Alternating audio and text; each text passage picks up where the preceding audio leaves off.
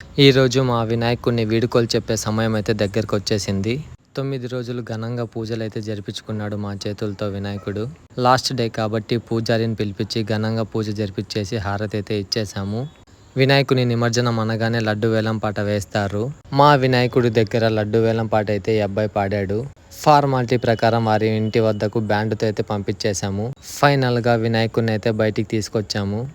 వినాయకుడిని బయటికి తీసుకొచ్చి వెహికల్ మీద అయితే కూర్చోబెట్టేశాను. అంత బాగుంది అనుకునే లోపే నేను మాత్రం ఒకచోట కుదురుగ్గా ఉన్నాను కాబట్టి బ్యాండ్ కొట్టడం కూడా మొదలుపెట్టాను. సేమ్ టు సేమ్ వారికి తగ్గ పోటీ అయితే నేను ఇచ్చేసాను అనమాట.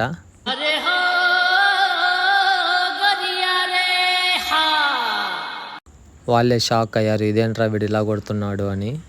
ఆ బ్యాండ్ కొట్టడం చూసి మా వాళ్ళు కూడా షాక్ అయిపోయారు, వీడేంటి కొత్తగా బ్యాండ్ మేళం కూడా స్టార్ట్ చేశాడా అని. మీరే చూడండి ఎలా కొట్టానో. అలవాటు లేకపోయినా కూడా ఏదో అలా ట్రై చేశాను.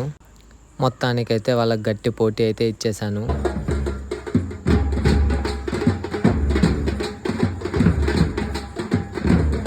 నాకు పోటీగా మా ఫ్రెండ్ కూడా దుమ్ము లేపేస్తున్నాడు.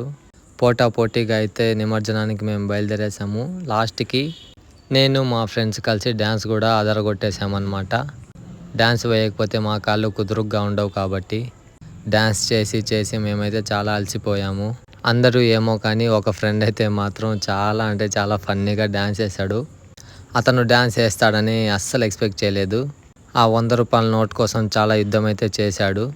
లాస్ట్కి ఆ 100 రూపాయలు నేనే తీసుకున్నాను, అతనికైతే ఇవ్వలేదు. ఈ నిమజ్జనం వీడియో పార్ట్ 2గా నెక్స్ట్ వీడియో కూడా అప్లోడ్ చేయడం జరుగుతుంది. లెంత్ ఎక్కువ ఉంది కాబట్టి. సో ఇంకా పటాకులు అయితే లాస్ట్ పేల్చేసాము. నెక్స్ట్ వీడియోతో మళ్ళీ కలుసుకుందాం. Bye friends.